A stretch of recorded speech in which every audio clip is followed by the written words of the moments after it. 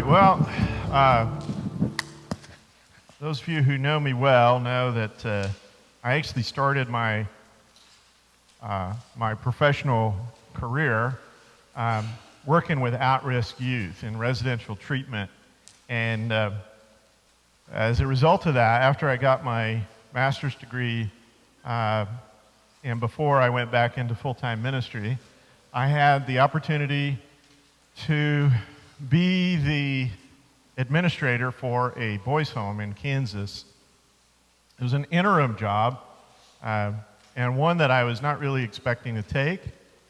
The hours were terrible. The pay was even worse.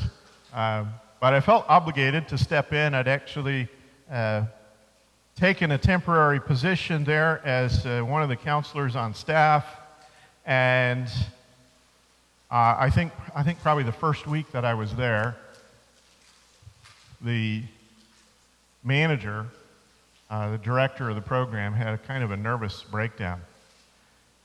Got in the family minivan and just started driving. I don't know where he thought he was going to go, but he just started driving, and would have ended up somewhere maybe on the other side of the country, except the van broke down and had to be towed back home. And then I went and met with him after that, and he was just kind of coming apart at the seams and didn't feel like he could do the job anymore.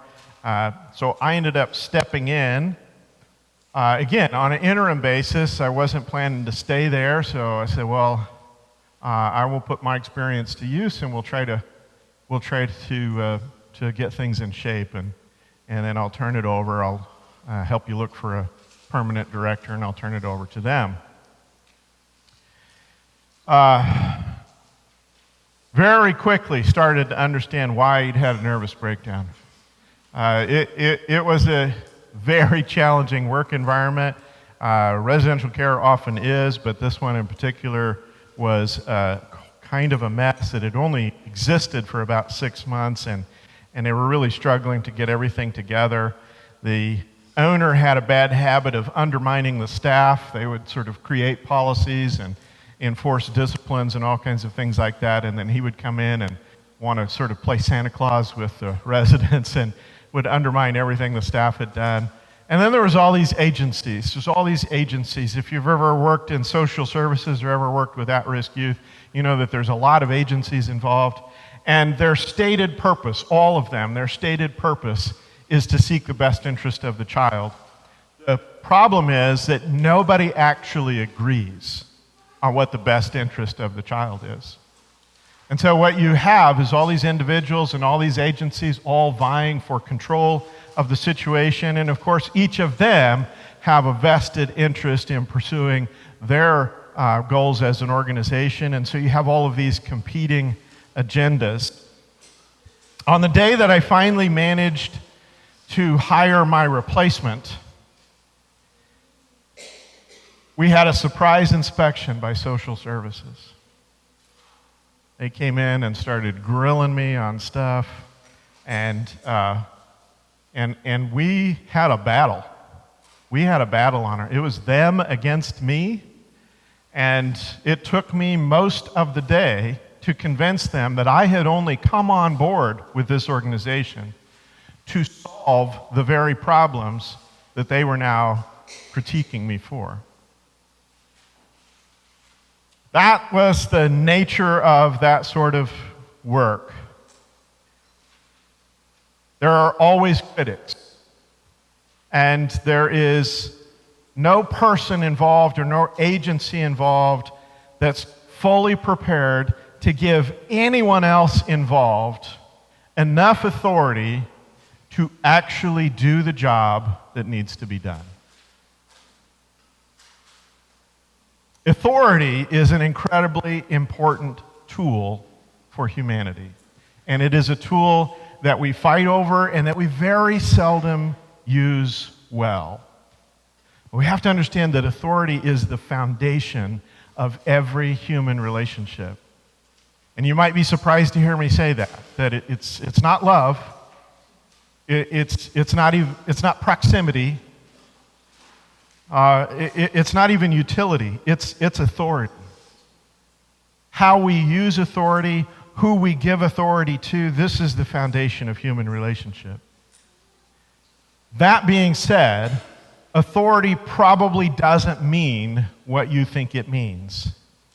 Because on this prodigal journey that we're making, this journey that we've made away from God, away from God's design, away from God's presence, the idea of authority has been thoroughly corrupted. We lose so much truth as we leave God, but perhaps no creation principle is more distorted than the principle of authority. What authority is and how we use it and what it means to actually have it, all of it has become confused.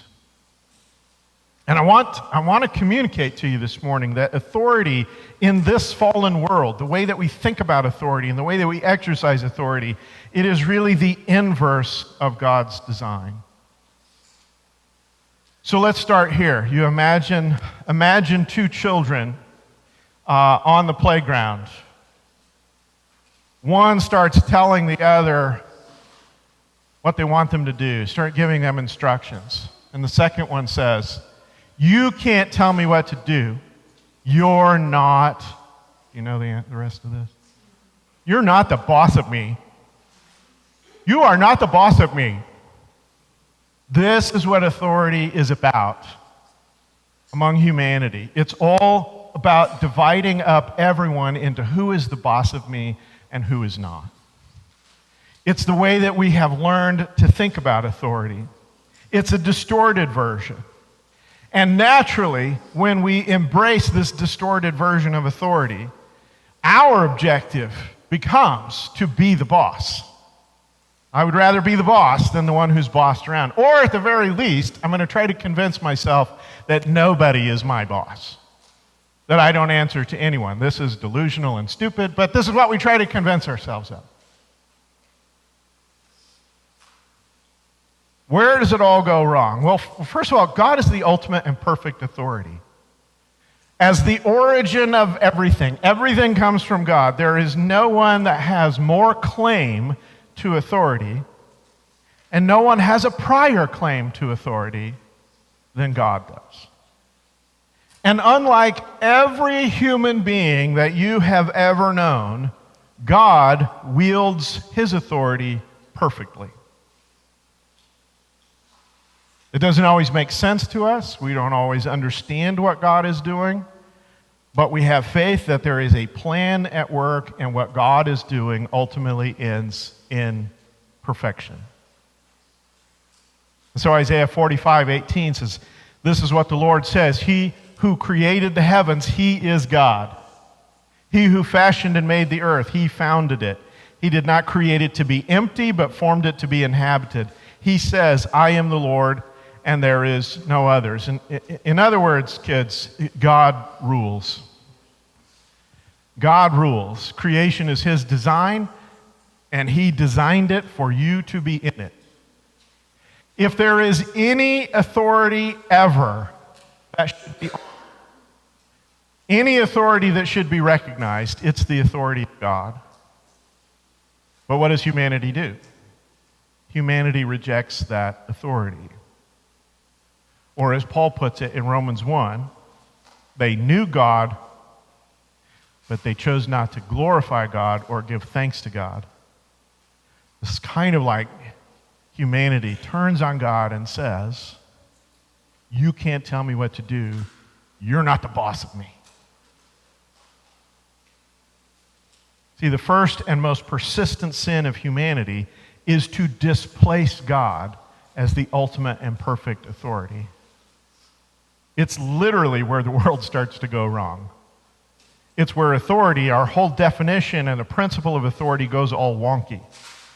You have the single most obvious truth in the universe about authority is that God has it. If you deny that, you begin to unravel everything.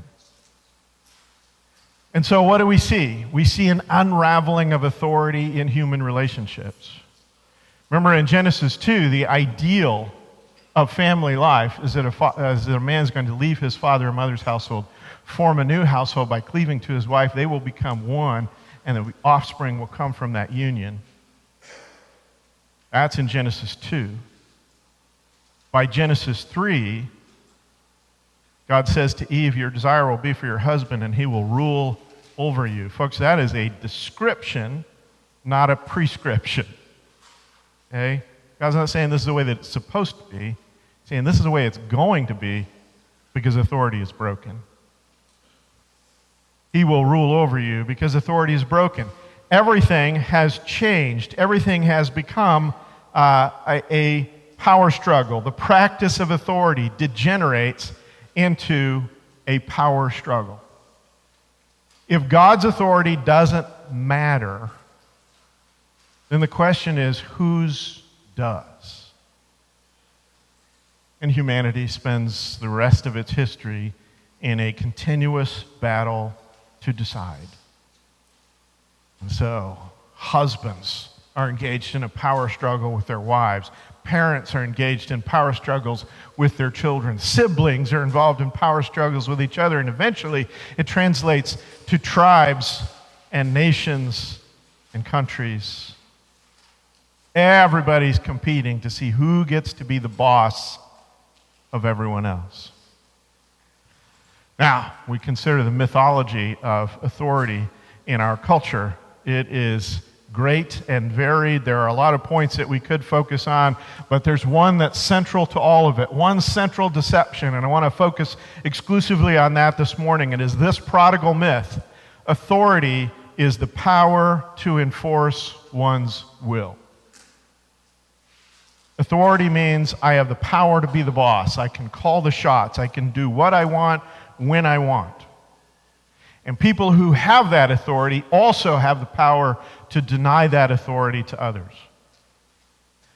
And so God, when he is advising Israel on what it's going to mean for them to have a king in 1 Samuel 8, he tells them, this is what a king is going to do. He's going to take your sons and make them soldiers. He's going to take your daughters and make them servants. He's going to take the best of your fields and your vineyards and your orchards. He's going to take a tenth of your harvest. He's going to take all your best livestock. You will basically become a slave to this king, and you will cry out for relief from that king. Now, we look back on that and we go, why then, knowing that, why would you demand a king? Well, because in a collectivist culture, the king is viewed as the good of the nation. The king might not treat me particularly well, but if the nation succeeds, if the nation is victorious, if the nation is prosperous, some element of that is going to trickle down to us. And we live in a society built on individualism, and we like to imagine that everyone is their own authority. Everybody can do whatever they want. But this is a fantasy. Life never actually works out that way. We tell our children they can be whatever they want to be, which sets them up for a lot of unrealistic expectations in life. Because is that actually true? Can you be anything that you want to be?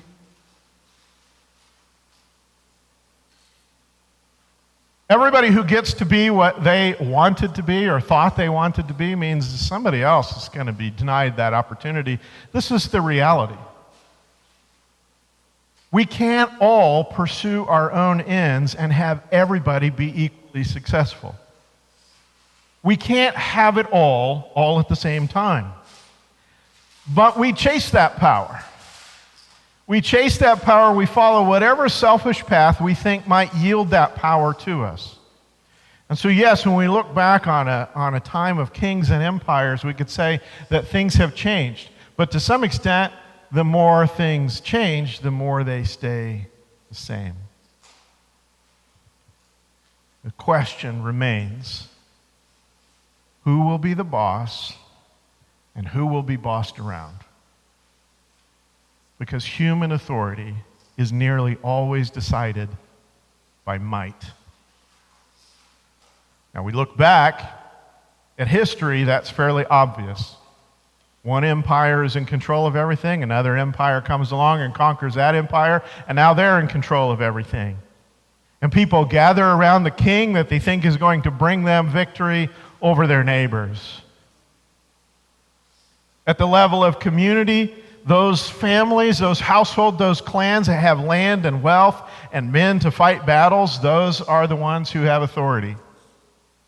And within that clan, within that household, the strongest member, the most battle-weary member is the one who has authority. And on the family level, well, men just dominate everything because they're physically stronger in general. So when we go back to Genesis 3 and we read through the elements of that curse on humanity, there's all this relational stuff for women, but for men, it's all about doing battle with the earth. Why is that? Well, because if you give authority to one who's going to use their strength to dominate, they're not the ones who struggle with relationship issues. It's everybody that they dominate. We don't live like that, do we? I mean, we're more evolved. We're more sophisticated. We don't use strength to dominate other people. We just use and manipulate each other in different ways. We don't use brute force to get our way. We have something called politics. Sometimes when I think about politics, I think maybe we should go back to brute force. We have politics. You know what politics is? Politics, what we call politics, is a collective human effort to ascribe authority to those that we believe will act in the greatest common interest. I mean, that's our ideal for it. Problem is, nobody actually agrees about what the greatest common good is. And those people who seek that authority, claiming that they will pursue the greatest common good, very often have very little interest in the common good. And even when they do, when we give people the power of that authority, the temptation to misuse it and abuse it is considerable.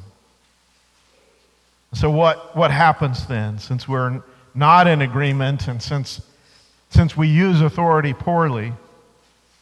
The whole society divides into tribes and factions and sometimes gangs and mobs, and everyone is vying for their own version of reality.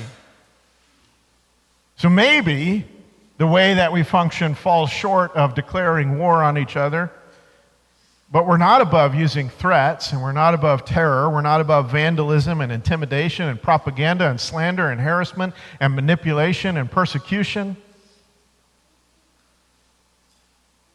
A couple of Proverbs for you this morning. Proverbs 18:1 says, "An unfriendly person pursues selfish ends, and against all sound judgment starts quarrels."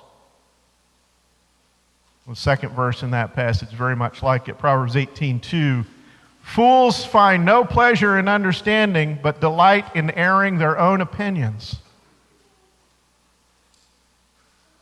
It's hard to believe that was written 3,000 years before we invented the internet. This is a pretty apt description. See, we perceive authority as a threat because that's how we practice it. Authority is fundamentally self-serving. We chase authority for ourselves, and we do whatever we can do to limit the authority of others so that they won't be able to abuse it. What we need to understand is that this version of authority that we've accepted as reality is the inverse of God's plan for authority. It starts with the rejection of God's authority, and then it disintegrates from there. And we see it first and maybe best illustrated in the story of Cain and Abel. You remember this story. Cain and Abel bring these sacrifices to God, and Abel's sacrifice is deemed by God to be more worthy. And Cain is jealous of his brother. And God counsels him, says, you don't really have any business being jealous or maintaining this anger against your brother. You just need to deal with your own stuff. But in Genesis 4, starting with verse 8, it says, "Now Cain said to his brother Abel, 'Let's go out to the field.' And while they're in the field, Cain attacked his brother Abel and killed him. Then the Lord said to Cain, 'Where's your brother Abel?' 'I don't know,' he replied. 'Am I my brother's keeper?' The Lord said, 'What have you done? Listen, your brother's blood cries out to me from the ground.'" Now, there's a lot of different ways that we could probably study that little story, but this is what I want you to focus on this morning. I want you to remember that authority is the foundation of every human relationship. And let's think through what's happening here in terms of authority. Clearly, Cain has rejected God's authority. Even when God comes to him and offers him counsel, he rejects that counsel. But then Cain assumes that if he can overpower his brother, that gives him authority to do so. And then he compounds that mistake by rejecting any responsibility for his brother. And this is kind of the quintessential definition of the way that humans have thought about authority. This authority begins with power, and that it assumes little or no responsibility. And this is the point in the story where we are tempted to apply the Spider-Man solution. And those of you who are into Marvel will understand that. The Spider-Man solution is, with great power comes great responsibility. But that's not quite it. That's not quite it. God's version of authority is not power that is balanced by responsibility. Genuine authority, as God designed it, is responsibility. It is not driven by power at all. It is responsibility. It does not exist to advance my will. It does not exist for me to advance the will of those for whom I have accepted responsibility. When we come home to the Father, one of the things that we have to learn about authority is that authority is the sacred responsibility of seeking God's will on behalf of others. So the focus moves from me and my will to others and God's will. That is the real definition of authority. And this is where we begin to raise objections. Is that really the purpose of all authority? Well, yes. This is how authority was meant to work. And well, if we seek God's will for everybody all the time, doesn't that kind of make us a cult?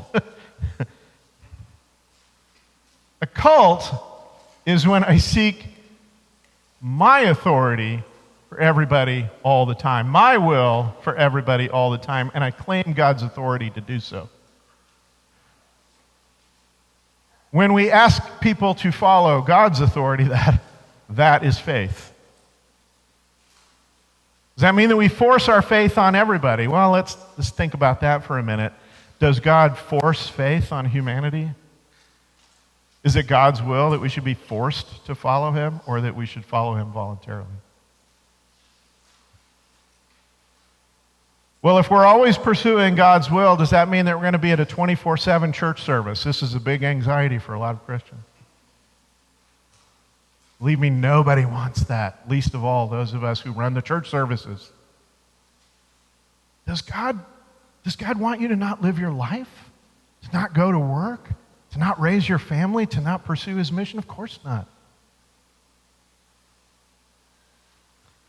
Why do these objections run through our head?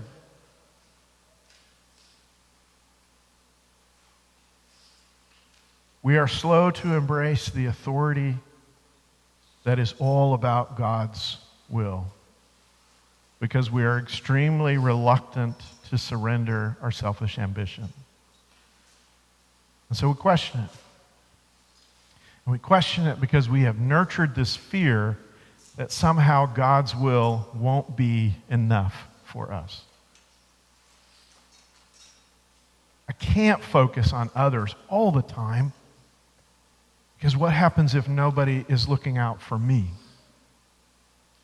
I can't focus on God all the time because God might not follow my plan.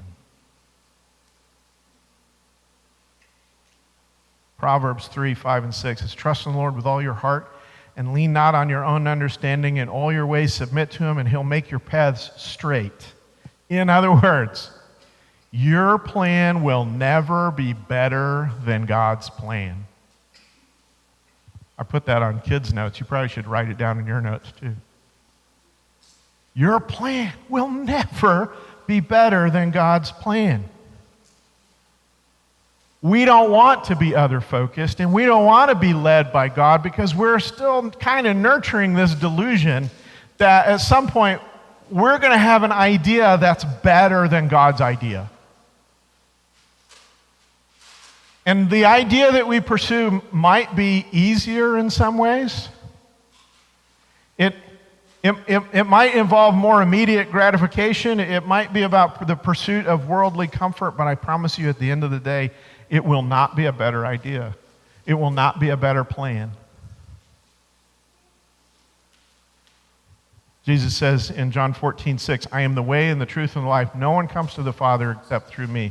Notice that Jesus doesn't say, I will show you the way.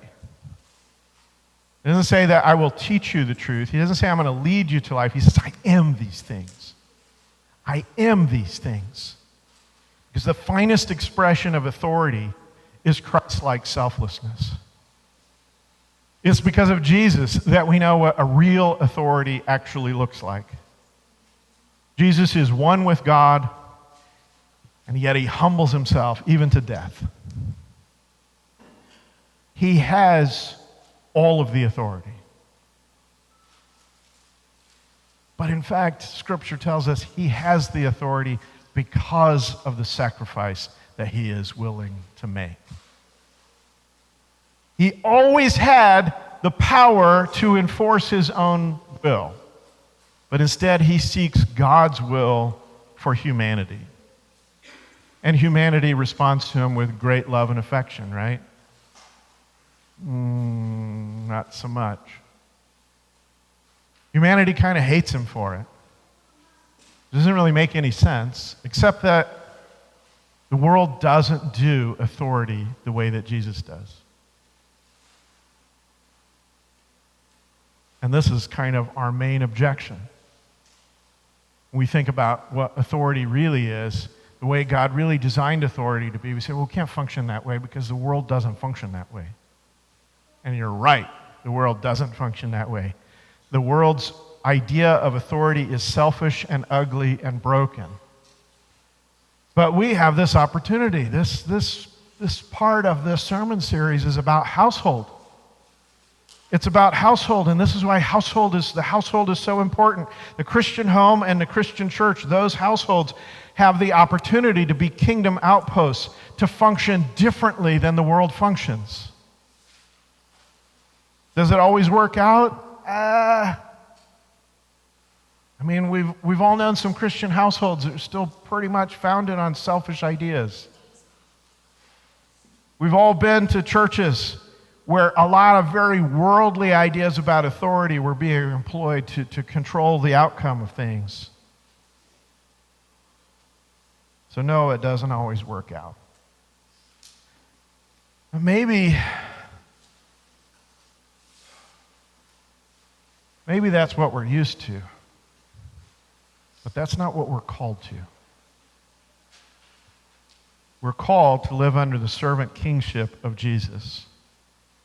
So what does that mean? It means that in my relationship with my spouse, my wife, my job is not to control, it's not to dominate, it's not to manipulate. My job, my authority, my responsibility is to seek God's will for her life.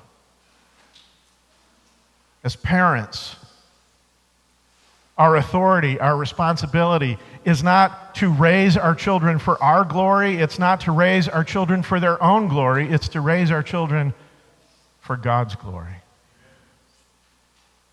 As church leaders, we don't build the churches that satisfy our comfort. We at least attempt to build the churches that satisfy Christ's mission.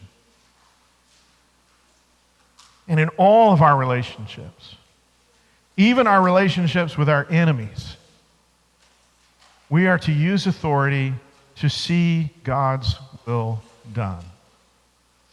Now, where do we have that authority? Well, we're called to kingdom authority in our sphere of influence. You see, worldly authority waits for power.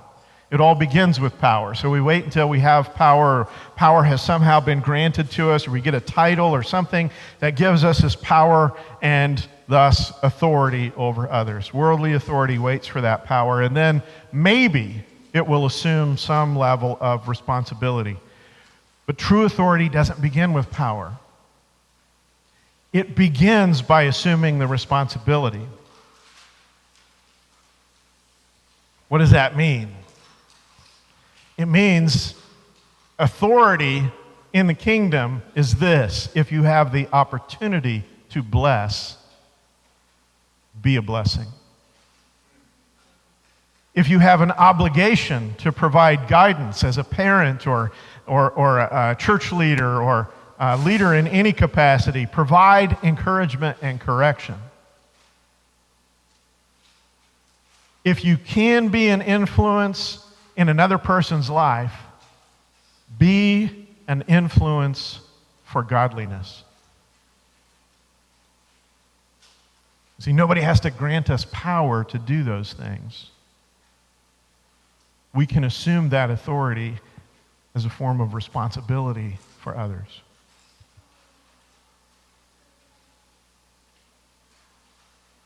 Furthermore, we're called to honor those who bear kingdom authority for us. That's why we're called to honor our parents. It's why we're called to honor our church leaders, our overseers. It's why the New Testament talks so much about submission. Because kingdom authority is not based on power and control. It's not something that I can demand of you. It is a responsibility. And when our leaders, when our parents, when they embrace that kingdom responsibility to seek out God's will on our behalf, the appropriate response is honor. The appropriate response is to submit ourselves to that authority. And I want you to understand that in the coming weeks when we talk about authority, when we talk about submission, when we talk about headship, we talk about all these concepts, that we are not talking about the worldly view of authority. We're really talking about this idea that authority is my assumption of responsibility for seeing God's will done in your life. That all sounds very idealistic, right? And when we think about it, it's like, I don't know if that could work. I'm not sure. How would you even implement that? Doesn't somebody have to give you control of the situation so that you can implement that? And this is what all human authority, in every age, in every place, has always thought. If they would just give me the power, if they would just give me control, I would do so much better things with it. And history suggests otherwise. History suggests that when we give the oppressed power, the oppressed are not more moral than their oppressors. Very often, you see more violence and more death that results.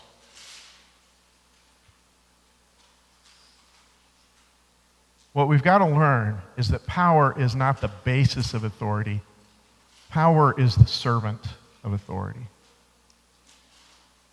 We have to learn to practice authority first as responsibility, and the power will come.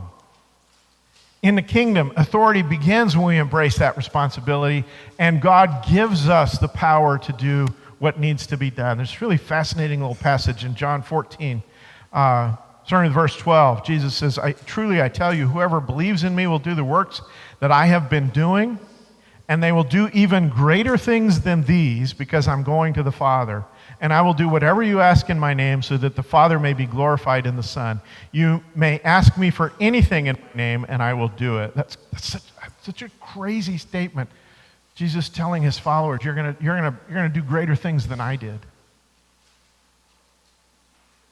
In Mark 11, Jesus puts it this way: you could say to this mountain, get up and throw yourself into the sea, and it will obey you. Now that's hyperbole. I'm not sure what the missional implications of casting mountains into the ocean is. But I think this is what it means. If you assume true authority, not the authority to control and dominate, that's how the world thinks about it. If you assume true authority, the responsibility of pursuing God's will on behalf of others, whatever you need, I will provide.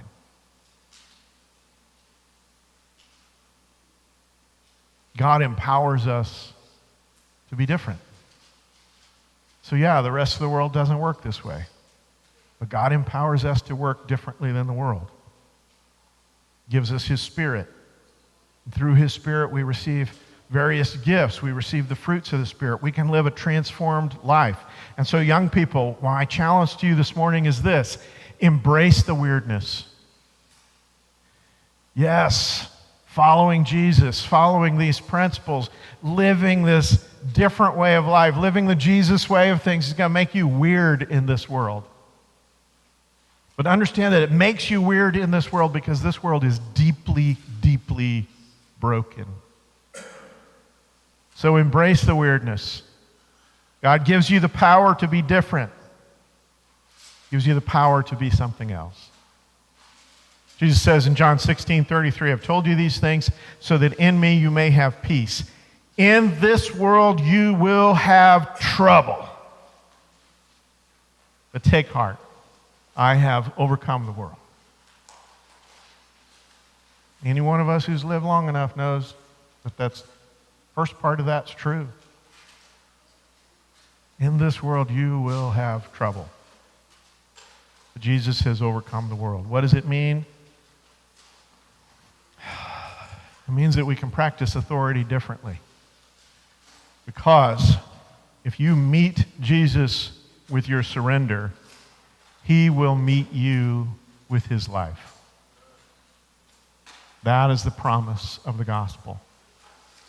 That this life that you're looking for, this hope that you're looking for, this fulfillment, this truth, this reality, all of it will come together in Jesus Christ.